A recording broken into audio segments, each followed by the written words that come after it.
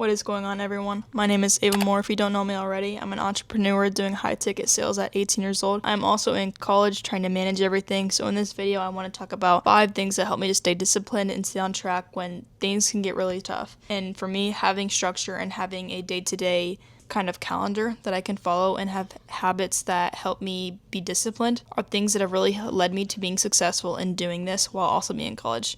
So with that being said, let's jump straight into the video. Delay the first dopamine hit. Okay, now what I mean by that is a lot of you guys, and I did this too, you would wake up and you're having caffeine. First thing in the morning, you were having caffeine, no food, no time wasted. First thing you have is caffeine. You're raising your cortisol first thing in the morning. You're already setting yourself up to be stressed for your entire day. When you delay the first hit of dopamine, that could mean having, again, no caffeine. Don't scroll on your phone first thing you do when you wake up. Don't have sugar. When you do that, you're training your brain to seek control instead of quick pleasure. It's very sexy to be disciplined. It's very sexy to have control over yourself and in the things that you do.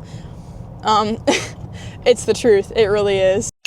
Start your day out with one non-negotiable. You need to build habits. It builds your identity and it builds momentum. So first thing in the morning, instead of doom scrolling, instead of having caffeine right off the bat, instead of hitting snooze, the first thing you do when you wake up is you have a habit that you rely on. This can be reading. Your first 10 minutes of your morning, you are reading. Maybe that's reading the Bible, reading the Word. You think to reflect on, what am I gonna do for the day? Plan out your schedule, calendar everything, make your breakfast, make your pre-workout meal before the gym, whatever it may be. Yeah, going to the gym in the morning, set yourself up straight for the day you have ahead. Doing hard things on purpose. When I was in high school, my sophomore year of high school, every single time I would shower, I would shower in cold water. You might be thinking, what the hell? See, well, discipline grows through discomfort. So while it may seem silly, while I was showering with cold water every single time I showered, I was disciplining myself to do things that I didn't want to do. And I was able to stick to meal prepping. I was able to focus on tasks when I was doing schoolwork because of that one little area in my life that I built a habit over. It contributed to my success in every other area in my life as well. It can literally be something as simple as doing deep work. It could be something as simple as doing really tough workouts. You're challenging yourself on purpose to help you build discipline. 4 is gonna be creating friction for bad habits. This makes distractions harder to reach because structure beats willpower. Let's say you see that lady bring in donuts and you're like, oh, a donut would be so nice right now. And then you go and grab it and you're tempted very easily and you have no structure and no discipline and you fall into eating sugar that you know is bad for you. And don't get me wrong, everything in moderation. But let's say you're really trying to lock in and focus on yourself and eating cleaner and eating better and you just grab that. No thought at all around that. And you're unironically training yourself that every time someone brings in a sweet treat, you go for it and you don't even think about the consequences. So what I mean by creating friction for your bad habits, it makes distractions harder to reach.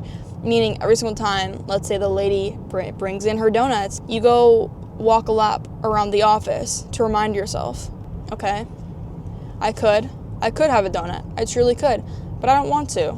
There's no bad or good foods. I'm just choosing not to have the unhealthier option because I know it's not going to benefit me or make me feel good. It's going to make me feel drowsy. It's going to make me feel lazy. I could have it, but I'm going to choose not to. So instead, every single time that the lady brings in donuts, I'm going to walk a lap around the office.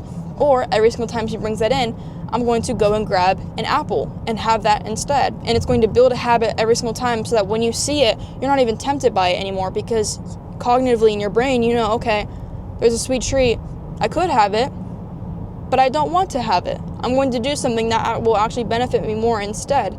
Now, this isn't to create an eating disorder around those kind of foods, okay? This isn't to create anything of the sort. This is to create discipline and good habits because self-control is a very, very powerful thing. And if you can have self-control, then you will be able to have those foods whenever you want in moderation and you won't feel the need to overdo it and have a ton of it at once.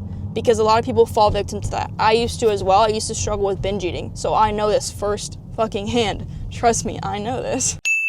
And finally, the fifth thing that I'm going to say is that you should be reflecting every single night. What did you do well? What will you improve? And what you did not so well? What really changed for me was when I was in high school my sophomore year is when I started building all these habits. Now I'm a freshman in college, okay? So all these habits I've been using for years now. That self-awareness sharpens your discipline. And I guarantee you, you will feel so much better. You will cognitively be able to think clearer, and things will start clicking in place. Maybe they haven't beforehand, now they will. So I urge you, test it out, let me know how it goes.